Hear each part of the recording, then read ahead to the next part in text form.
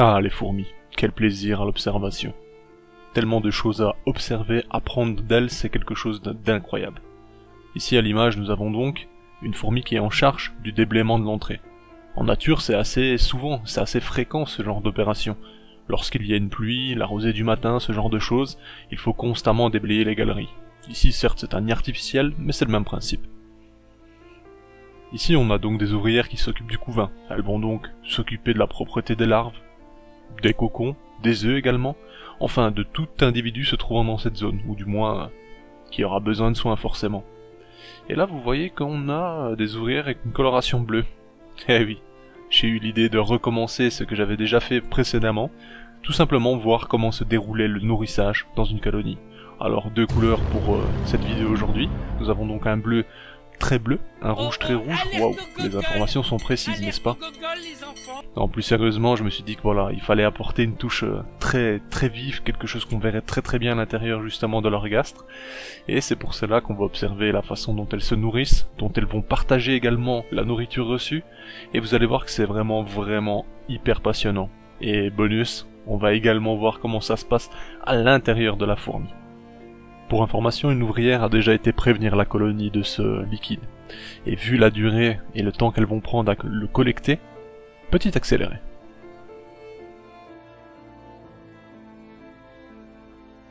Après quelques minutes donc, vous voyez qu'elle s'est bien remplie la panse. Bah oui, clairement son gastre, on observe tout de suite qu'il est très dilaté. Bien sûr, on ne voit plus, vous savez, ces petites rayures qu'on voit d'habitude parce que c'est blanc par rapport à la coloration de la fourmi. Ici, vu que le liquide est bleu, bah, l'ensemble est bleu. J'avoue que c'est très impressionnant, mine de rien. Et on va pouvoir observer comment ça se passe lors de la récolte, qu'est-ce qu'elle va faire dans un premier temps.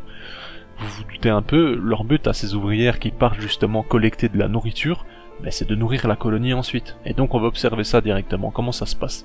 Alors bah, elle prend ses marques, hein, elle connaît donc le chemin, elle agite d'ailleurs assez fort ses antennes. C'est d'ailleurs pour ça, par la suite, que j'ai inversé les 2 mangeoires. Parce qu'une mangeoire en fait est imprégnée de leur odeur, étant leur mangeoire de base, et la mangeoire supplémentaire n'ayant aucune trace des odeurs de la colonie, ben, elles n'ont pas été dessus aussi vite.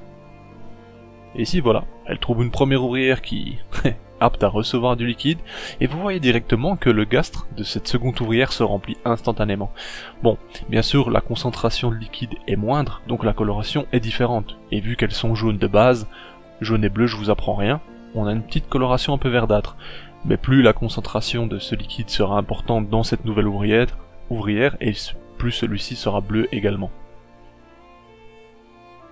Et là, ben, je m'attendais à ce qu'elle aille nourrir tout le monde, mais en fait non. Elle a averti la colonie que forcément il y avait du liquide à disposition, elle a donné à une seule ouvrière, cette ouvrière va d'ailleurs partager le peu de liquide qu'elle a reçu, et vous allez voir que le recrutement est bien plus conséquent par la suite. Cette ouvrière gourmande qu'on a vu revenir vient goûter justement le liquide rouge que j'ai placé à la place où elle a pris le liquide bleu juste avant. Bon, je ne sais pas si elle s'est rendue compte que ce n'est pas le même liquide, parce que au fond, mis à part la coloration, c'est exactement le même.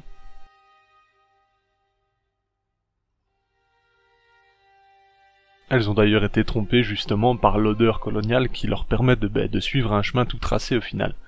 Et c'est pour ça qu'elle s'est dirigée de nouveau sur le liquide, sauf que celui-ci était rouge vu que j'ai interchangé les deux. Pendant ce temps-là, vous voyez que d'autres ouvrières sont arrivées, que tout le monde prend son rôle à cœur, hein, de créer des réserves pour la colonie, et que les échanges vont justement commencer à augmenter très rapidement. Ce qui est marrant dans une colonie comme ça, c'est que justement les premières ouvrières à trouver du liquide, lorsque la source est importante, vont communiquer celui-ci, donc soit elles récoltent et elles reviennent à la colonie et donc donnent les informations, à ce moment-là d'autres ouvrières vont partir sur les lieux, ou soit entre-temps d'autres ouvrières explorent la même zone et trouvent cette colonie, enfin ce liquide pardon, et donc vont informer la colonie également. Ce qu'on peut voir également, ce qui est génial hein, dans cette vidéo finale, c'est que la différence de coloration peut donner issue à des mélanges par la suite qui peuvent être sympas à observer. D'ailleurs on va voir rapidement dans les gastres que il y a des parties rouges, des parties bleues, et forcément le mélange des deux qui peut apparaître également. Ça c'est vraiment hyper sympa. Vous allez voir également que certaines ouvrières ne vont pas obtenir de nourriture dans l'immédiat. Et même après 1 heure au final. Ça c'est particulier. Alors, il y a des moments où je vous le dirai, mais il y a des ouvrières qui sont chargées en protéines. C'est-à-dire que j'ai donné récemment justement des blattes pour les nourrir, elles sont chargées donc de ces protéines. C'est pour cela qu'elles vont pas mélanger, je pense d'ailleurs, tout simplement le liquide qu'elles contiennent dans leur gastre.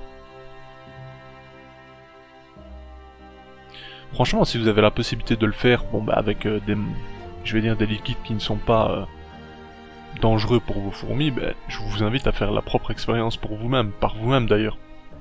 Ça peut très bien marcher avec d'autres espèces, parce que ici nous sommes donc chez Mecamponotus sanctus, je ne l'ai pas dit, mais vous le savez maintenant, et vous l'avez déjà vu au travers d'autres vidéos, vous pouvez très bien le faire avec des formicas qui ont tendance également à se nourrir énormément jusqu'à éclater limite leur gastre, tellement qu'elles sont gourmandes également.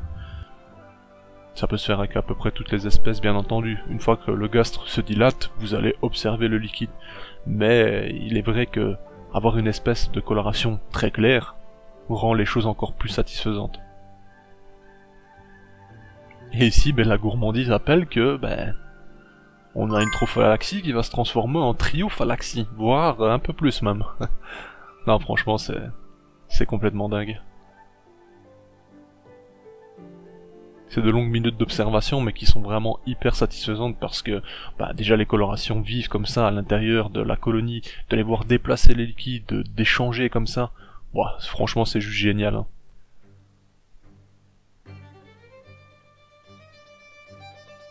Et vous avez vu la quantité qu'elle régurgite justement pour que les autres ouvrières consomment. C'est dingue. Et s'il y en a assez pour 3, il y en a assez pour 4 forcément. Pendant ce temps-là, d'autres ouvrières se chargent de remplir à nouveau leur gastre. C'est vraiment dingue. Mais ça se passe également du côté des rouges, bien sûr. La couleur n'a pas d'impact au final. Et elles échangent même entre elles d'ailleurs. Rouge et bleu sont gourmandes. Ici on voit que sur le gastre on a un petit problème. Celui-ci a l'air un peu trop dilaté justement, un peu éclaté. Mais rassurez-vous, cette fourmi est née comme ça, enfin du moins je l'ai observée comme ça la première fois et ça fait longtemps qu'elle est dans la colonie. Elles sont d'ailleurs deux à être atteintes du même problème on va dire, mais qui n'empêche rien à leur vie. Tout va très bien d'ailleurs.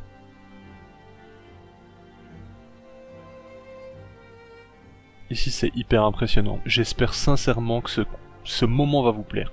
Regardez attentivement la partie supérieure de la fourmi, vous voyez très clairement le liquide descendre jusqu'au gastre. Est-ce que vous voyez? Regardez par moment, on va voir le système, donc elle est en phase d'absorption, et soudainement, hop, il y a un moment d'arrêt, et elle reprend l'absorption. Là vous le voyez très clairement. C'est comme si on avait des lignes qui passaient au travers de son corps, mais au final c'est tout simplement le chemin que fait le liquide une fois ingéré, donc par la partie, les mandibules, la langue, etc., qui poursuit son cours, enfin son chemin tout simplement jusqu'au gastre, et ici plus précisément dans le jabot social, donc la partie qu'elles utilisent et pour justement partager ensuite dans la colonie et tout simplement faire des réserves avec des mots simples, pour ne pas rentrer dans trop de détails. Franchement je trouve ça... En fait quand je me suis rendu compte à l'image que l'on voyait très clairement ce liquide descendre dans le gastre, écoutez, je pouvais pas m'empêcher de rester fixe dessus pendant 2 minutes, je vous assure, et je vais pas vous cutter la scène, parce que je pense que c'est des moments assez rares en vidéo, de pouvoir observer justement l'acheminement de ce liquide jusqu'à la partie de réserve en soi. Je vous laisse observer. Vous me dites dans les commentaires comment vous avez trouvé ce moment, mais franchement... Enfin, je sais pas, moi ça me plaît énormément de pouvoir observer ce genre de choses. D'ailleurs, c'est parce que ici j'ai pas fait l'alchimiste en herbe, mais je pourrais très bien faire d'autres colorations. Je pourrais très bien essayer de faire du vert, du rose, pourquoi pas. Ce genre de coloration qui peut... Ça peut rendre vraiment très sympa au milieu d'une colonie d'ailleurs. Enfin je veux dire, le mélange de coloration au sein d'une colonie, ça rajoute de la gaieté à l'observation, c'est juste incroyable. C'est assez long, je vous cache pas, parce que oui, vous voyez le gastre, depuis son arrivée jusqu'au moment où elle va cesser, voilà, c'est clairement l'explosion. D'ailleurs, on va s'amuser un petit peu. Est-ce que vous êtes prêts? C'est parti. Avant. Après. Before. After. Avant. Après. Enfin, vous avez compris, on arrête. Alors ici, on est de nouveau à l'intérieur donc des cavités de la colonie, hein, dans leur petit nid artificiel, qui au final est une belle surprise parce que je ne pensais pas qu'elles apprécieraient ce nid en acrylique, et finalement, ben, comme je vous avais dit précédemment, elles ont vraiment déménagé à l'intérieur d'elles-mêmes, et ça c'est vraiment une très bonne chose. Je vous avoue que les bleus ont un peu gagné dans cette vidéo, parce qu'il y a bien plus au final de gastres remplis de liquide bleu que de rouge. Mais bon, c'est pas vraiment le but de la vidéo non plus, hein. Je vous avoue qu'on aurait pu faire un vote, mais je sais que certains auraient triché, c'est pas très cool. Là vous avez vu, hein, je vous ai pas montré vraiment le dépôt, mais il y a un dépôt, pas conséquent, hein, c'est vraiment 2 cm de cocon. Parce que oui, j'ai eu pas mal de naissances. Et si vous regardez bien, vous pouvez remarquer les nouvelles ouvrières dans le tas justement. Elles sont plus claires, et je pense d'ailleurs que j'ai un média. D'ailleurs, un petit défi, un petit challenge, hein, pour ceux qui regardent jusqu'au bout. À quel moment le média apparaît, tiens, dites-moi. Si vous avez vu une différence justement dans le corps et autres. Ça peut être marrant.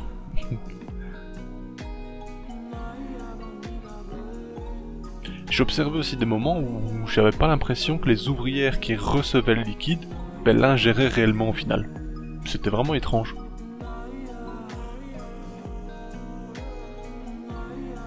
Là par exemple on a un peu dézoomé, mais vous voyez aussi le liquide traverser le corps. Bon, on est passé sur une autre image, hein, mais c'est un truc de fou.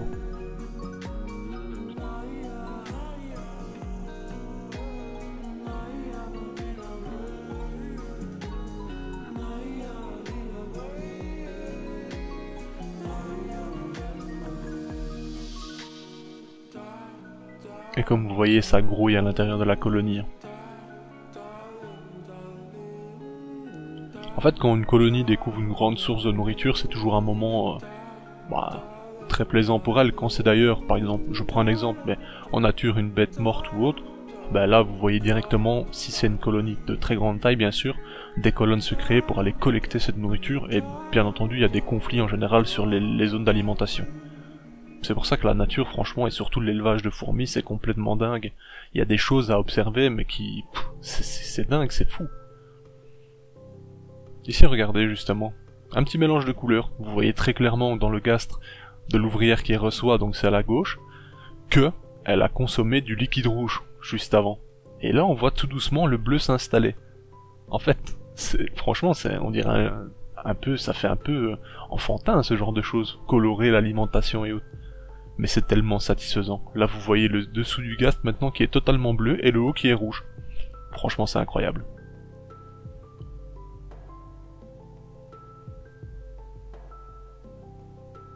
On a un petit mélange de couleurs, hein, d'ailleurs. C'est plutôt satisfaisant. Ici regardez.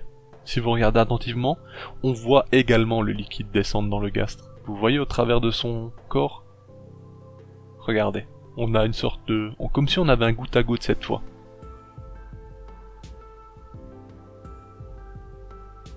Alors oui, c'est une vidéo assez longue, mais franchement il y avait tellement d'images que je ne pouvais pas tout simplement laisser pour la suppression on va dire, parce que généralement ça me prend énormément de temps.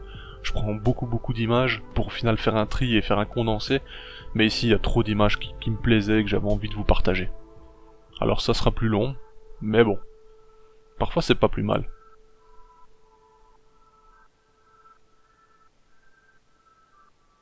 À l'image c'est une nouvelle ouvrière sur la gauche. La coloration n'est pas encore terminée. Les mandibules sont très peu colorées également.